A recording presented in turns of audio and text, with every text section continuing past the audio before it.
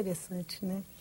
Agora, a questão do assunto, né? Quer dizer, a eleição do assunto. Isso é sempre um drama para o cronista, né? Porque ele tem o prazo ali, né? Está o editor ali. Não, esse problema eu não tenho muito, porque eu escrevo muito rápido. Então, assim, se fala assim, tem meia hora, é em meia hora que sai. Não era muito problema. Agora, o tema realmente. Muitas vezes eu falava, meu Deus do céu, eu vou ter que falar de futebol mesmo, porque estou sem nenhum assunto mais, não está me correndo nada além do futebol, né? Não que eu não goste, eu gosto muito de futebol, mas é porque eu acho que era um recurso fácil.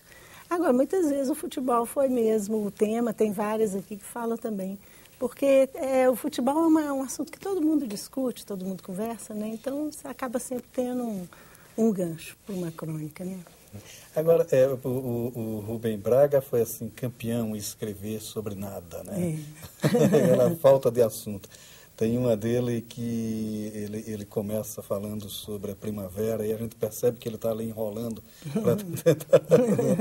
Eles batem a porta, eu achei que era a primavera, não é o padeiro. Coisas assim. Agora é sempre um drama. Você já teve assim um momento de se deparar com a falta de assunto, né? O João Baldo Ribeiro disse que não escreve sobre falta de assunto. Não, se recusa.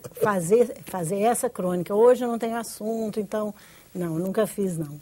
E eu percebia também, achava muita graça, assim, porque a gente vê, né, como editor ou como leitor, a gente vê quando a pessoa está enrolando, às vezes ele cria uma formulazinha, fala assim, hoje não vou falar de cães, hoje não vou falar de gatos, hoje não vou falar de cavalos, hoje não vou... E aí preenche o espaço da crônica inteiro falando sobre o que não vai falar, né?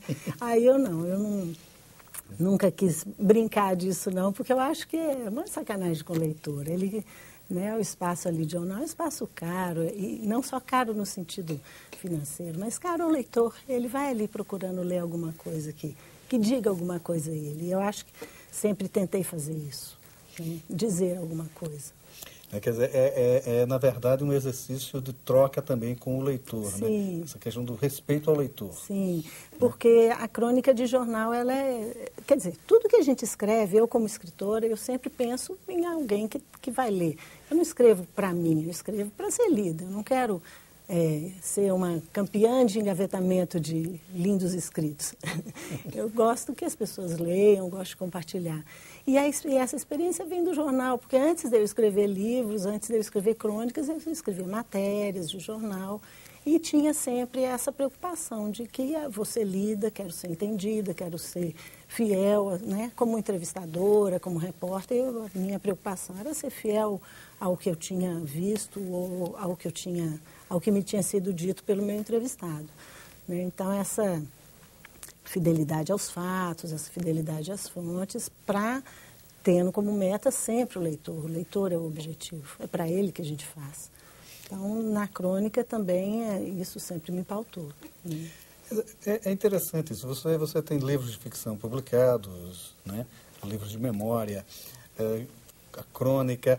Quer dizer, quando é que você percebe que determinado tema é melhor, ficaria melhor dentro de um romance, dentro de uma crônica, quer dizer, como é esse mecanismo de escolha mesmo? Olha, aí vai variar de acordo com cada um, né? Por exemplo, o Fafiche, que é esse livro que eu escrevi de memórias, é um livro sobre o movimento estudantil do final da década de 70, do qual eu participei. Eu tinha necessidade de contar isso. Eu tinha necessidade de que a minha geração, que é a geração 10 anos mais nova que a geração de 68, fosse também conhecida. Porque na época, eu escrevi isso no final dos anos 80, início dos anos 90, por aí, meados dos anos 90. Não se falava mais dessa geração.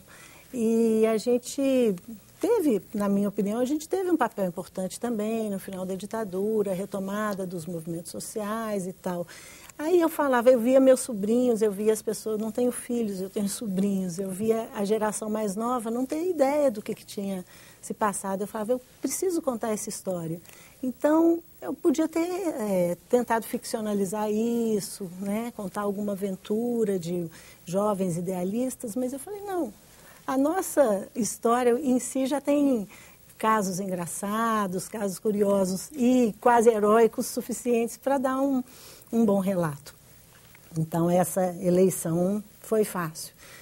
Quando eu escrevi Segunda Divisão, aí já assim, para mim, eu acho que foi uma grande sacada, porque Segunda Divisão é um romance de ficção, tendo futebol como tema. E isso é uma coisa muito rara na nossa literatura, na literatura brasileira, né? Eu acho que as pessoas sentiam falta disso, tanto é que ele foi muito bem recebido na época, porque todo mundo saudava, opa, uma ficção.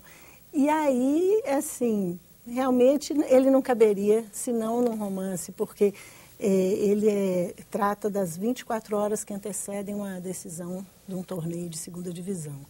Então, não caberia isso num relato mais curto, porque eu vou trabalhando com a atenção de cada personagem envolvido, os jogadores de cada time, os técnicos de cada time, o juiz, o repórter de rádio, tem essa transa também do radialista, que faz muito parte do futebol, né? Então, à medida que eu fui escrevendo, eu já vi que era um romance. Foi meu primeiro romance, eu já vi que era um romance mesmo. Assim, ele não é nem longo, mas o fôlego dele era esse, não poderia ser outro. Tempo Seco talvez coubesse em outro gênero, talvez coubesse num conto, porque é uma história um pouco mais curta, mas ele também trabalha, ele se passa aqui em Brasília, é uma história de... Os personagens principais são taxistas, que eu sou uma pessoa que não dirige carro também. E tem uma crônica aqui no Catraca Inoperante, que é uma das minhas mais conhecidas, que é O Desabafo de uma Sem Carro. Que aqui em Brasília essa questão de dirigir ou não dirigir, ter ou não ter carro, ela é muito... cobrada. Então, o Tempo Seco parte dessa premissa. É uma pessoa, uma mulher que não dirige e ela anda muito de táxi. E à medida que ela conhece os taxistas, ela faz amizade com os taxistas, ela ouve histórias e aí, então a história dela paralela à história de um desses taxistas. Aí acaba que na hora que você senta e começa a escrever, a própria história te pede o fôlego dela, não tem... Eu acho que não tem uma decisão anterior, assim, e esse vai ser isso, esse vai ser aquilo. A escrita te leva para onde ela quer ir.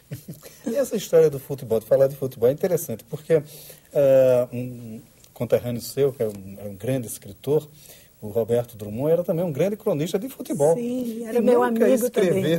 Nunca escreveu uma ficção de futebol, um conto, uma novela, qualquer coisa. Né? Quer dizer...